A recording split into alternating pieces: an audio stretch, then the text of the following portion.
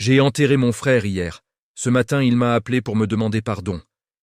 Il y a des vérités qui lacèrent plus fort que les lames, et celle-ci m'a ouvert le cœur en deux. Mon frère, Malik, était tout ce que j'avais. Dans notre famille rongée par la pauvreté et la rancœur, lui seul savait rire malgré la détresse.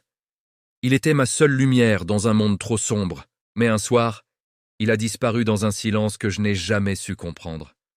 On a retrouvé son corps au bord d'une route, des semaines plus tard.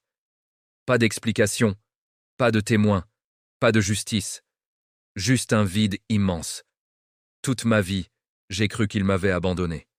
Les gens autour de moi alimentaient cette idée. « Trahison !» disaient certains. « Il a fui ses responsabilités !» murmurèrent les autres. Moi, tout ce que je pouvais voir, c'était notre dernière dispute. Elle était violente, stupide, pleine de mots que je regrettais. Je l'avais accusé de me laisser seul avec tous nos problèmes. La culpabilité me rongeait comme un poison lent depuis des années. Et puis ce matin, l'impossible s'est produit. Son numéro s'est affiché sur mon téléphone. Mon cœur s'est arrêté. J'ai décroché, tremblant. Sa voix était faible, presque étrangère, usée par le temps.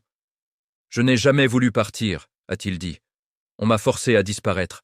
Je voulais te protéger. » Une vérité refoulée, étranglée par des années de silence, a éclaté.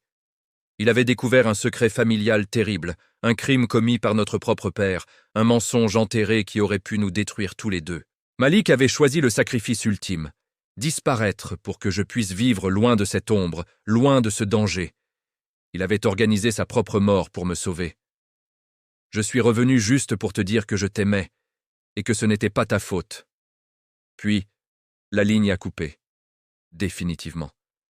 Je me suis effondré, le poids de toutes ces années perdues s'écroulant sur ma poitrine. Cette vérité m'avait libéré, mais elle m'avait aussi achevé. Devant sa tombe fraîche, j'ai murmuré une promesse à mon frère. Je mettrai fin au règne du mensonge dans cette famille, même si cela m'arrache ce qui me reste de vie. Parce que parfois, les morts reviennent une dernière fois, non pour hanter, mais pour libérer. Cette histoire nous rappelle que nos colères tuent plus de relations que la mort elle-même. Le silence est un poison qui détruit lentement les vivants.